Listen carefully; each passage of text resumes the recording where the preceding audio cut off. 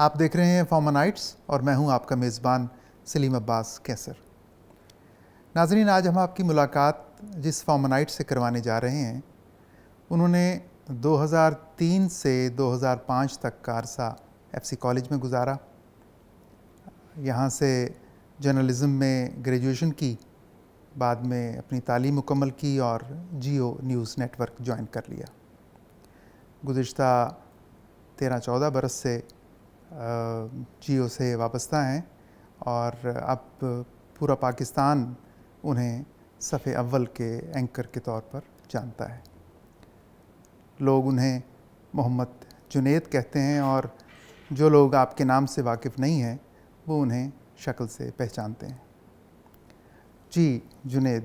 کیسے مزاج ہیں؟ سلیم بھائی صاحب بہت شکریہ سر، میں بالکل خیریت سے ہوں اور بہت برس بعد آج آپ سے ملاقات ہوئی ہے، تو آپ سے اور دیگر فیکلٹی ممبرس سے، پروفیسر فراست سے، ان لوگوں سے مل کے بہت خوشی ہوئی ہے، اور ویسے بھی بہت طویل عرصے کے بعد ایف سی کالج اور جس کو اب یونیورسٹی کا درجہ حاصل ہے وہاں حاضر ہونے کا موقع ملا ہے، تو بہت سی یادیں بھی تازہ ہوئی ہیں اور بہت بے شمار ترقی دیکھ کر کالج میں بے انتہا دل خوش ہوا ہے۔ ہمارا یہ پروگرام ہمارے نوجوان اور ہمارے اسٹوڈنٹس دیکھتے ہیں، تو آپ ان کو بھی گائیڈ کریں کہ وہ اگر کل کو محمد جنید بننا چاہیں جی، تو انہیں کس قسم کی تیاری کی ضرورت ہوگی؟ میرا جو کریئر ہے، جو تعلیم مکمل ہونے کے بعد میں نے یہاں لاہور میں ایکسپریس نیوز سے شروع کیا ایز ایسوسیٹ پروڈیوسر، اور پھر اینکرنگ کا موقع ملا یہاں پر۔ اس کے 2 برس کے بعد میں جیو کی ٹیم کا حصہ بنا 2009 میں۔ لیکن یہ جو پروفیشنل کریئر ہے وہ شروع تو 2007 میں ہوا، لیکن بنیادی طور پہ اگر اس کا کوئی بھی اب جائزہ لے اور میں اگر اپنی ایماندارانہ رائے پیش کروں تو اس کا آغاز اس کالج ہی کی عمارتوں کے بیچ میں ہوا تھا، اور اس ایف سی کالج کے پروفیسرز، یہاں کی ٹیم، یہاں کی ہماری جو ایک کلاس کے گروپس تھے، وہاں سے اس سفر کا آغاز ہوا۔ تو بہت سے دانا لوگ یہ کہتے ہیں کہ آپ کم ہی لوگ ہیں دنیا میں جو آگے آنے والا وقت دیکھ سکتے ہیں، زیادہ تر لوگ صرف پیچھے گزرا ہوا وقت دیکھ سکتے ہیں۔ تو اب اس وقت ہم یہ نہیں دیکھ سکتے تھے کہ ہم کس سفر پہ جائیں گے، آگے زندگی میں کیا کچھ حاصل کریں گے، لیکن جہاں بھی یہ فیصلے ہوتے ہیں اور جو زندگی کے نشیب و فراز سے ہم اس وقت گزر رہے تھے، وہ انہی چیزوں کا فیصلہ کیا جا رہا تھا کہ ہم نے اس کے بعد کیا کرنا ہے، اس کے بعد ہم کیا کریں گے۔ لیکن یقیناً اس کو ممکن بنانا یہاں کے پروفیسرز، آپ سمیت ان تمام ٹیچرز کے بغیر ممکن نہیں تھا، جنہوں نے ہمیں ایک صحیح راہ دکھائی اور ایک توجہ اور لگن کے ساتھ تعلیم حاصل کرنے کی تربیت دی ہمیں۔ تو وہ زمانہ ایسا تھا کہ پرائیویٹائزیشن کے بعد وہ پہلا سیشن تھا ایف سی کالج کا، جو پریسبائٹیرین چرچ کے پاس گیا کالج 2003 میں، اور ہم چونکہ بیچلرس کے اسٹوڈنٹ تھے اور اس وقت تک چارٹر ان پلیس نہیں آیا تھا، لیکن وہ سب سمجھ لیجیے ایک ترقی پذیر دور تھا اور ڈیولپمنٹ کے ٹائم سے گزر رہا تھا، تو اتنی شاندار عمارتیں، اتنی سہولیات نہیں تھیں، یہ بھی نہیں پتہ ہوتا تھا کہ آپ کی کلاس کہاں ہوگی۔ لیکن جن لوگوں کا اس میں بہت بڑا کردار تھا، اس میں وہ تمام ٹیچرز جو برس برس ایف سی کالج کے ساتھ منسلک تھے، اس میں پروفیسر حامد سعید کو میں کبھی بھی نہیں بھول سکتا، اور پھر ڈاکٹر پیٹر چامکوس، ڈاکٹر لنڈا نے جو رول پلے کیا، وہ ایسا رستہ تھا جو اتنے برس بعد اندازہ ہوا کہ یہی بہت بڑے اعزاز کی بات ہے کہ ہم اس سفر کا، اس رستے کا حصہ تھے۔ ہم تو 2 برس بعد یہاں سے چلے گئے، لیکن جو کچھ جس چیز کی بنیاد یہاں رکھی گئی وہ آنے والے وقت میں اس نے اتنے بڑے بڑے مواقع فراہم کیے ہیں یہاں پہ اسٹوڈنٹس کو سیکھنے میں، نوجوانوں کو، لڑکوں کو، خواتین کو، سب کو، کہ میں آج شاید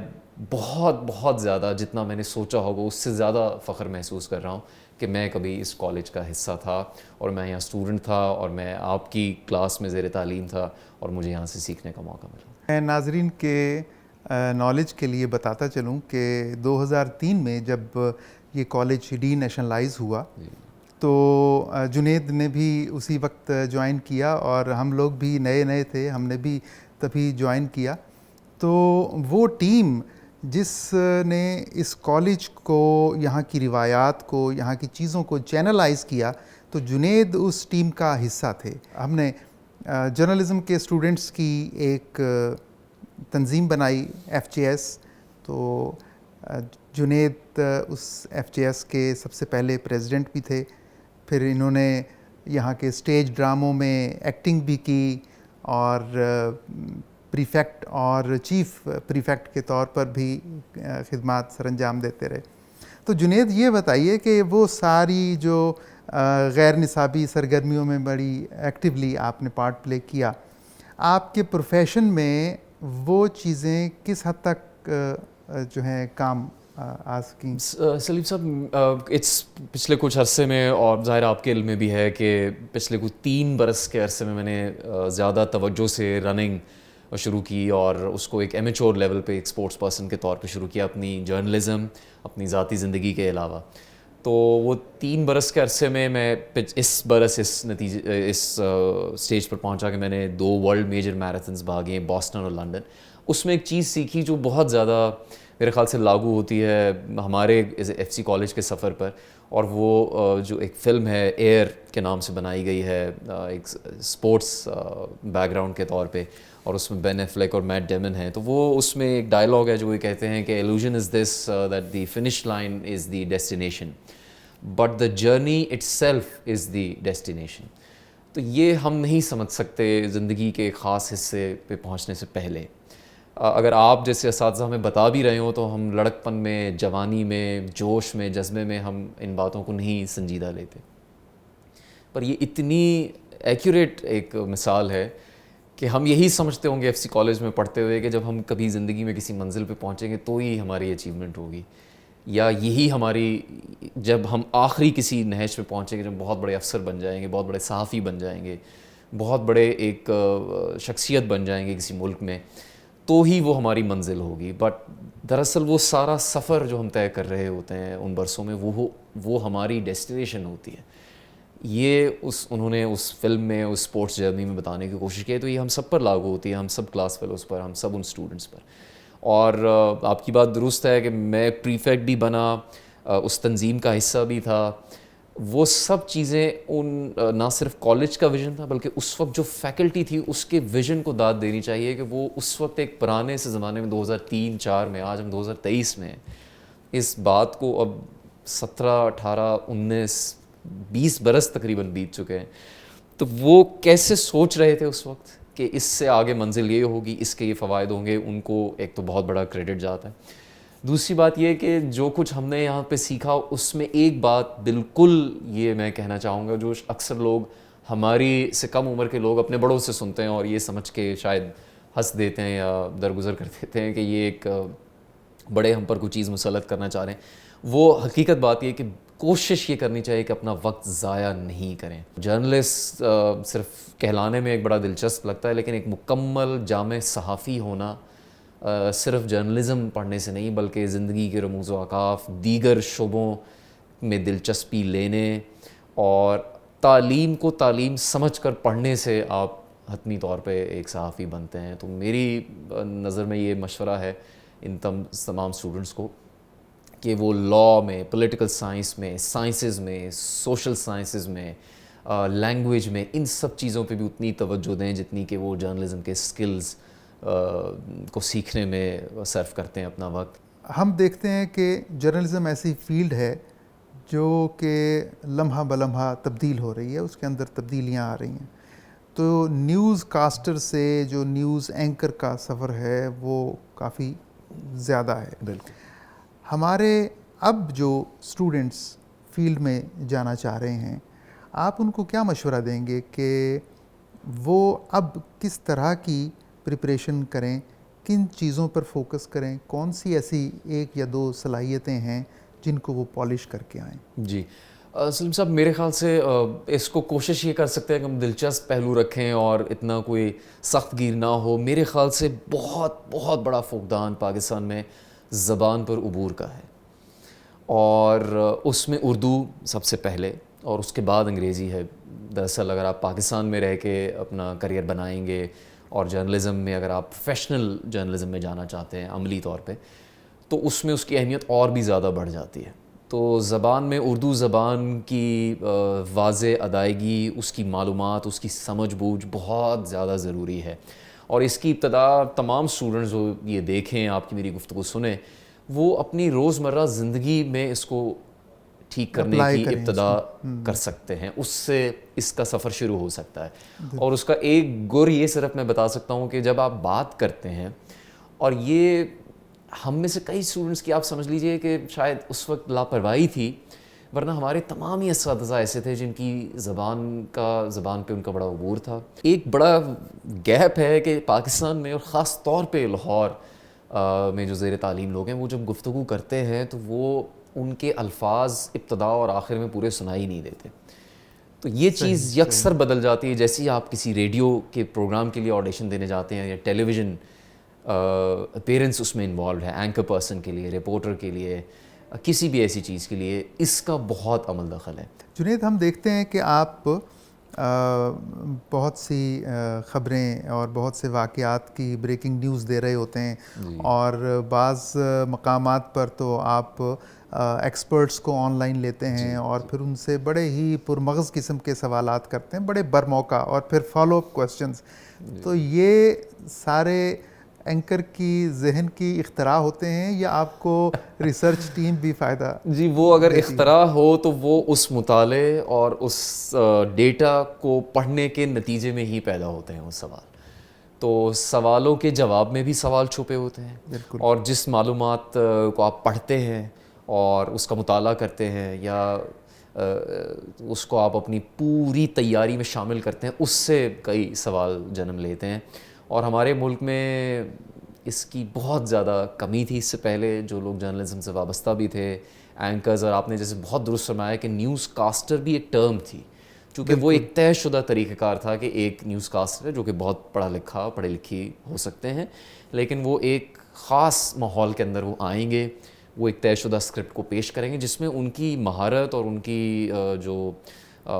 خبریں پیش کرنے کا ہنر ہے اس پہ کوئی سوال نہیں اٹھا سکتا. ہمارے کئی ٹاپ فلیگ شپ پروگرام کے جو میزبان ہیں، اگر وہ 10 بجے پروگرام آن ایئر جاتا ہے تو عوام الناس یہی سمجھتی ہے کہ وہ 10 بجے آئے، انہوں نے بیٹھا اور زبردست پروگرام پیش کیا اور ہوش اڑا دیے لوگوں کے. پر اصل کہانی یہ کہ وہ دن 11 بجے سے دفتر کے ڈیسک اور گلیوں کے چکر کاٹ رہے ہوتے ہیں اور کاغذ پلٹ رہے ہوتے ہیں، تب جا کے وہ 10 بجے اتنے کانفیڈنٹ، اتنے پروکار اور اس قدر زوردار انداز میں وہ سب پریزنٹیشن کر پاتے ہیں. آپ نے تو ماشاءاللہ دنیا کے بہت سے ممالک دیکھے، وزٹ کیے، وہاں پہ جرنلزم بھی اسٹڈی کی، وہاں کے میڈیا کو بھی وزٹ کیا. ریسنٹلی آپ میراتھن ریس میں بھی شامل ہوئے اور امریکہ اور انگلینڈ کا دورہ کر کے آئے. مجھے یہ پوچھنا ہے کہ پاکستان کے میڈیا میں اور باہر کے میڈیا میں جب ہم موازنہ کرتے ہیں تو ہمیں یہ لگتا ہے کہ انٹرنیشنل میڈیا میں پاکستانیوں کی تعداد بہت کم ہے. بہت چند لوگ ہیں، چند گنے چنے نام ہیں جو آپ کو نظر آتے ہیں، لیکن انڈینز آپ کو ملیں گے ہر چینل میں، ہر انٹرنیشنل چینل میں. تو اس کی کیا وجہ آپ کی سمجھ میں آئی؟ بڑا آپ کا دلچسپ سوال ہے، لیکن ظاہر ہے وہ ہم سے ترقی یافتہ ملک ہیں. $600 بلین سے زیادہ ان کے فارن ریزروز ہیں، وہ دنیا کی 5ویں بڑی اکانومی بن چکے ہیں، اور میرے خیال سے ان کا گراس روٹ ورک بہت برس سے جاری ہے. تو اس کی دلچسپ صورتحال یہ کہ جو اپنا انڈیا کا میڈیا ہے بھارت میں خود، وہ تو ہر وقت تنقید کے زد میں رہتا ہے، چونکہ وہاں ان کے معیارات بہت گر چکے ہیں صحافت کے اصولوں کے حساب سے. سینسیشنلزم اور ایک اندھا دھن جو بریکنگ نیوز کا کلچر ہے، وہ بعض دفعہ بڑے تمسخر کا باعث بھی بنتا ہے بھارت میں. لیکن یہ بات صحیح ہے کہ ان کے جو انٹرنیشنل گریجویٹس ہیں، یا پھر ان کے ایسے گریجویٹس جو کہ انڈیا سے تعلیم حاصل کرنے کے بعد دوسرے ممالک میں جا کے انہوں نے خدمات سر انجام دی ہیں، ان کی کہہ لیجئے کہ سمجھ بوجھ یا ان کا کردار یا ان کی نمائندگی کی جو ریشو ہے وہ بہت بہتر ہے. اور اس میں ایک ملک کا مجموعی طور پہ کردار ہے، ان کی جو لٹریسی ریشو ہے، اس کا بہت بڑا رول ہے. تو یہ بہت فرق ہے اس چیز میں. اور تعلیم کے شعبے میں تو ظاہر ہے ایک کمی محسوس ہوتی ہی ہے، لیکن جو یہاں اسٹوڈنٹس ہیں ان کو یہ ضرور خوشی محسوس ہونی چاہیے کہ وہ ایک ایسے ادارے کا حصہ ہے جو کہ جدید خطوط پر استوار تعلیم و تربیت کے نظام کے اوپر کام کر رہا ہے. باتیں تو بہت سی ہیں، لیکن ہمارے پروگرام کا وقت چونکہ محدود ہے، تو آخر میں اگر ایک آدھ جملے میں آپ ہمارے نوجوانوں کو کوئی میسج، کوئی پیغام ایسا دینا چاہیں کہ جو ان کے لیے ایک مشعل راہ ہو؟ تو آپ ضرور یہ ذہن میں رکھیے کہ جو وقت آج آپ کے پاس ہے اس کے فیصلہ کرنے کا اختیار آپ کے پاس ہے، تو اس کو ضائع مت کیجیے، اور اس کا کوئی بھی لمحہ یہ سوچ کے مت بتائیے کہ شاید اس کا کوئی فائدہ نہیں ہوگا۔ ہر آج بتایا ہوا لمحہ جس میں آپ سیکھ رہے ہیں، سمجھ رہے ہیں، اپنی کلاس میں اپنے ٹیچرز سے، اپنے گھر میں اپنے ماں باپ سے، اپنے کلاس فیلوز سے، اس کو مقدم جانیں، چونکہ وہ آپ کے آنے والے دنوں میں آپ کے بہت زیادہ کام آئے گا۔ Junaid, thank you very much, sir, آپ نے ہمارے پروگرام کے لیے وقت دیا۔ آپ کا اللہ شکریہ۔ تعالیٰ آپ کو مزید ترقیاں اور کامیابیاں عطا کرے۔ Thank you sir. ناظرین، اپنا بہت سا خیال رکھیے اور محبت سے خدمت خلق کو یقینی بنائیے۔